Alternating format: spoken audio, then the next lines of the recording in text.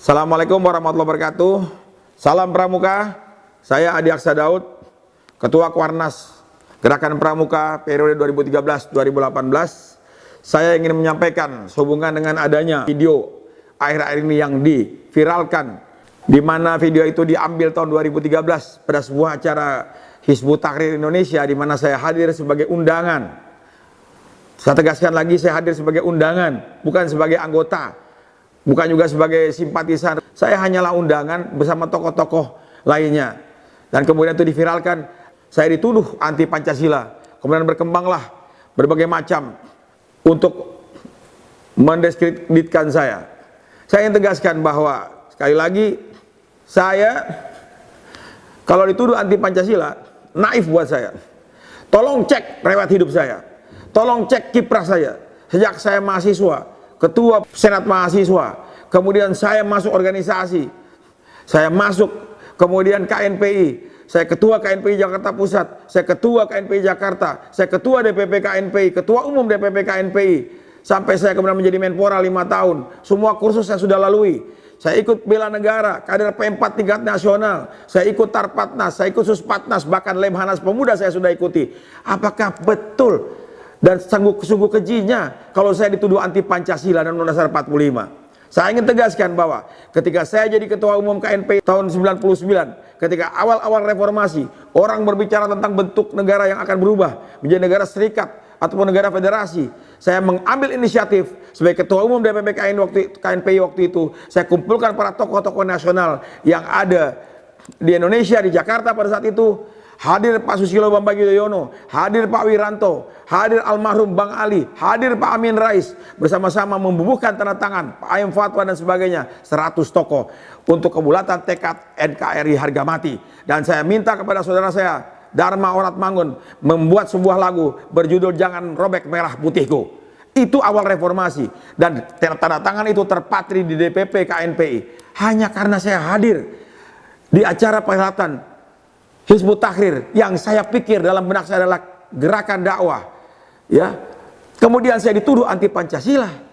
5 tahun saya jadi Menpora, saya lakukan setiap hari Jumat. Boleh tanyakan kepada karyawan yang masih hidup di sana yang pernah saya pimpin. Setiap Jumat wajib mengaji, dan pada saat setiap Jumat wajib juga melakukan kebaktian retreat di kantor yang sama. Bahkan absennya saya periksa sendiri. Koordinator kebaktian waktu itu adalah Profesor Dr. James Takudung, masih hidup orangnya. Saudara saya, speechwriter saya, Victus Maurin, Sekjen Gemeni ketika itu, Pemuda Katolik ketika itu. Tanyakan kepada mereka. Dan setiap tahun dari gaji saya potong, saya ambil, saya kumpulkan, saya berikan pada 2 orang untuk naik haji, yang haji, 1 orang yang Katolik saya kirimkan ke Lourdes, 1 orang yang Kristen saya kirimkan untuk ke tanah suci mereka di Yerusalem.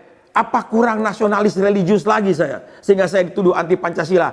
Clear bagi saya. Ingin menjelaskan kepada teman-teman, adik-adik pramuka dimanapun berada, sabarlah, sadarlah bahwa zaman ini adalah zaman era keterbukaan.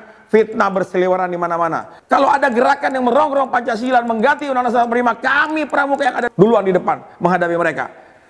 Ingat itu, sejarah bangsa ini, Pancasila ini luar biasa dibikin oleh para leluhur bangsa kita, para founding father bangsa kita. Dan selama saya menjabat sebagai ketua pramuka, tolong cek, telusuri melalui internet, telusuri melalui medsos apa yang kami lakukan. Setiap tanggal 1 Juni Pancasila kami lakukan pertemuan besar-besaran, kami lakukan pentas teater, pembacaan puisi dihadiri oleh Bapak Tri Sutrisno. Masih hidup beliau, masih sehat beliau. Setiap tahun kami berdiskusi di rumah beliau supaya bagaimana pramuka menjadi garda terdepan bagi anasir-anasir, para komunis, para ekstrim yang akan merubah dasar negara kita. Kita paling depan. Mengapa sekarang saya justru dituduh sebagai orang anti Pancasila? Na'udzubillah min dzalik.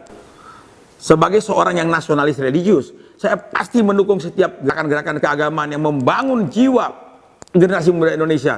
Kalau saya diundang, saya akan hadir. Dan ketika saya diundang tahun 2013 yang lalu sebagai undangan, sekali lagi sebagai undangan, bukan sebagai simpatisan, apalagi sebagai anggota. Oleh karena itu saya katakan, ketika dia menjadi gerakan dakwah, pasti kita akan datang. Tapi kalau sudah berubah menjadi gerakan untuk mengganggu atau mengganti Pancasila Undang-Undang 45, kita pramuka akan berada paling depan. Kami keluarga pejuang, kakek kami pejuang, kakek kami, adik kakek kami dibunuh karena mempertahankan Pancasila di Sulawesi. Bahkan keluarga kakek kami mengibarkan bendera merah putih tanggal 23 Januari tahun 45. Bagaimana kami bisa mengkhianati Pancasila? Sementara keluarga istri saya sendiri, keluarga TNI, keluarga kami, keluarga polisi, keluarga jaksa. Kata-kata saya camkan baik-baik, kenikmatan yang Tuhan berikan kepada bangsa ini setelah keimanan adalah tanah air Indonesia. Oleh karena itu, tegas saya katakan sekali lagi, stop para provokator-provokator yang mencoba untuk mengeruk di air yang keruh itu, keuntungan-keuntungan dan mendiskreditkan saya. Dan terus-menerus memviralkan ini seakan-akan kita atau saya adalah orang-orang yang anti Pancasila. Sekali lagi saya katakan, bangsa ini sebagai bangsa yang nasionalis religius bisa merdeka karena dengan dua kata. Yang pertama merdeka dan yang kedua adalah Allahu Akbar.